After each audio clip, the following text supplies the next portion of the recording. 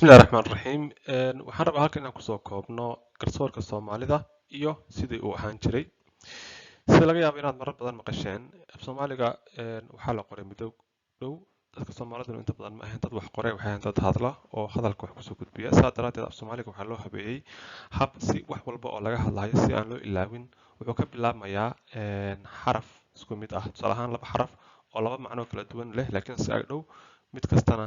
uu ka bilowdo xaraf isku mid ah tusaale ahaan madax iyo minjo oo kale marka leeyahay waa laba shay oo kala duwan laakiin waxay ka bilowdaan hal xaraf bay ka bilowdaan oo ma ah saas oo kale garsoorka Soomaalidu markuu wuxuu ahaa inuu ka bilowday xarfo isku mid ah wax walba marka tusaale ahaan laga hadlayo xeerka Soomaalida gar waa maxkamadda oo kale waa goobta lagu go'aaminayo case laga hadlayo markaas marka maxkamadda marka la soo fadhiisto garsoorka garsoorku ay diyaar ka yihiin meeshaas waxaa markaas la geli jiray case-ka laga hadlayo maalintaas marka garta Soomaalidu waxay u qaybsami jirtay laba waxyaalood oo ah dhur iyo mataqaanaa dhaqan marka hadda waxaan ka hadlaynaa marka hore dhurta oo ah dhibaatada dhacday marka dhurtu waxa weeyaan waa shay faldambiyeed ah oo dhacay sida dil oo kale dhac oo kale wax la mid ah dhaqankuna waa wax dhaqan ku saabsan oo tusaale ahaan xoolo laysku haystay iyo mataqaanaa xilo iyo wax la mid ah ayuu ka kooban yahay marka hadda waxaan ka hadlaynaa dhur oo ah dhibta dhacday ama faldambiyeed dhacay dhurtu markii lasoo fadhiisto waxaa leeyahay si marka garsoorku uu ugu cadaato waxa laysku haystay wuxuu leeyahay ma qur baa go'day oo ma qof baa la dilay mise qoon baa dhacday macnaha ma laba qof oo wax ku muransan baa mise waa dembi weyn oo si in naf la gooyo oo kala miya haddii marka ay cadaato inay qoon tahay wax la mataqaanaa yani fal aan dil ahayn oo laba qof oo wax ku muransan oo kale ah xal goonaa laga gaaraya markaas si goonaa loo baaraya haddii laakiin ay noqoto qur inuu qof dhinto oo mataqaanaa la cadeeyo inay qur tahay markaas waa in kiiskaas la sii wado ilaa meesha ugu dambeysa marka qur markay noqoto haddana laba ay kusii kala baxaysaa oo maxay ma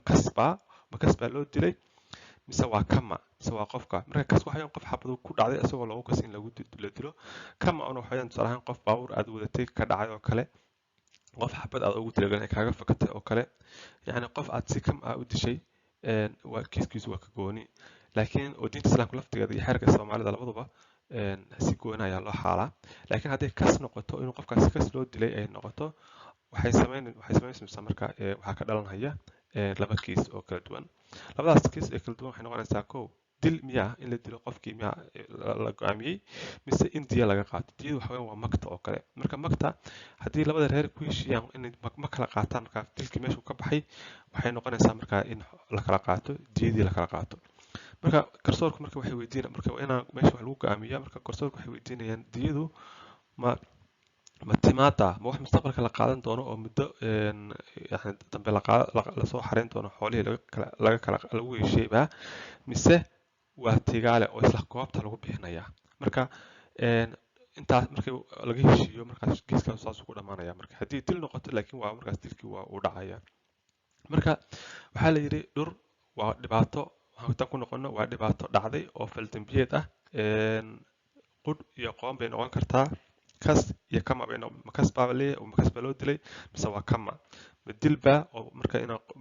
waxaa lagu heshiiyey in la dilo qofkii mise waa in diya laga qaato haddii diya laga qaatana waxay noqonaysaa ma tu mustaqbalka ahaa mise waa tu hadda la kala qaadanayo okay haddii shayga marka uu maxkamaddu cadaysan uu dhaqan yahay oo arrimo dhaqan ay ku saabsan tahay dhaqankiiba wuxuu kala baxayaa laba qaybood oo kale ah ma xoolaha mise waa xilo xoolaha aan ka hadlayno waxa weeyaan xoolaha nool sida geela ariga looda iyo wixii la mid ah ama beer oo kale ama dee wuxuun xoolaha hadda xoolihii dadku markay magaalada soo galeen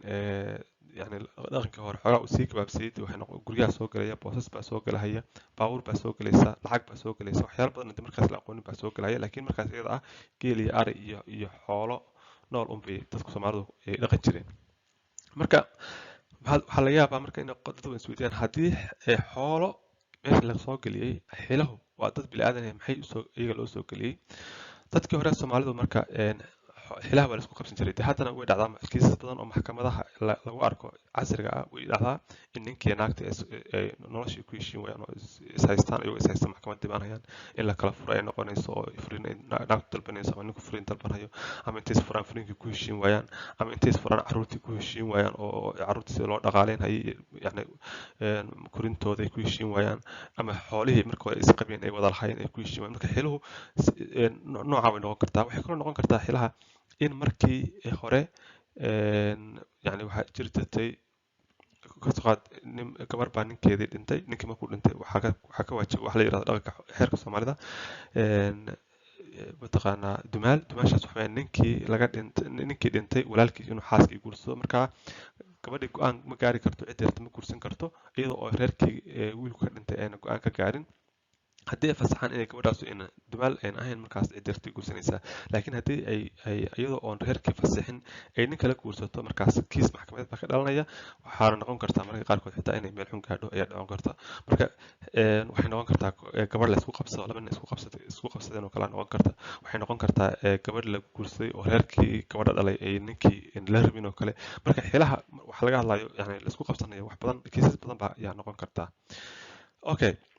marka haddii marka ay noqoto xilo waxaa leeyahay marka inan baa oo ma gabadh aan la guursanin ba oo weli la guursanin ba mise waa oori waa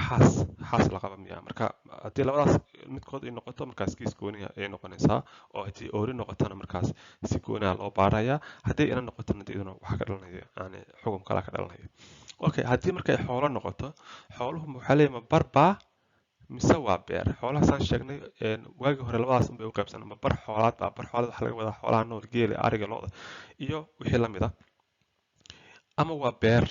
marka haddaan hadda aan casriyeyno oo ka dhigno adduunkan casriga hadda aan ku noolnahay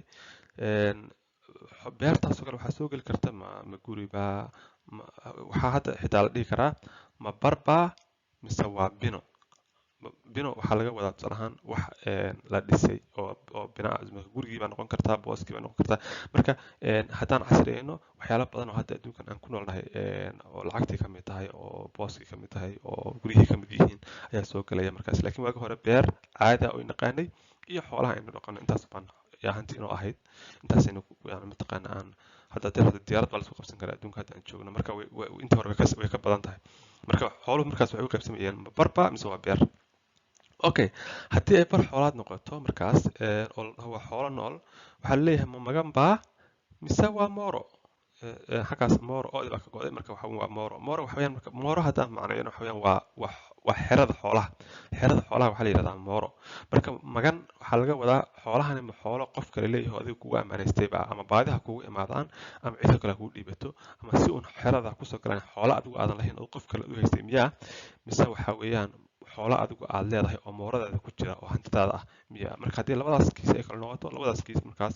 waxay kala leeyihiin laba xukun oo kala duwan baa ka dhalanaya markaas eradan waa ereyo muhiim ah oo qofku ay tahay inuu barto markuu laga hadlayo xeerka iyo garsoorka Soomaalida xeer haddaad maqashid waa sharci ama qaynuun marka sharci iyo qaynuun af Soomaali ma ahan laakiin xeer ayaa af Soomaali sax ah waana waxa lagu dhaqmayo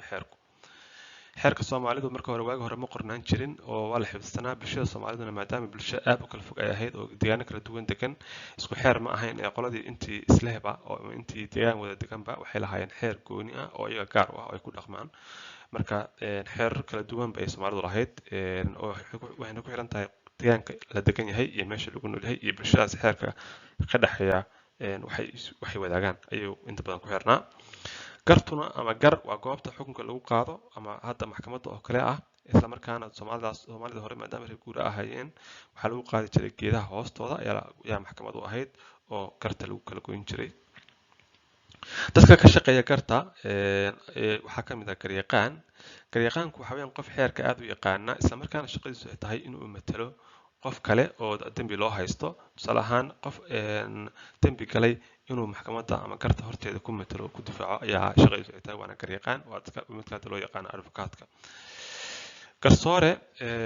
waa qofka xukunka ay tahay inuu labada qof ee maxkamadda isku haysata ama garta isku haysata u garsooro ama u xukumo qofkii garta ay leedahay waana garyaqaan waana qof isaguna xeerka yaqaana waa xaakim qof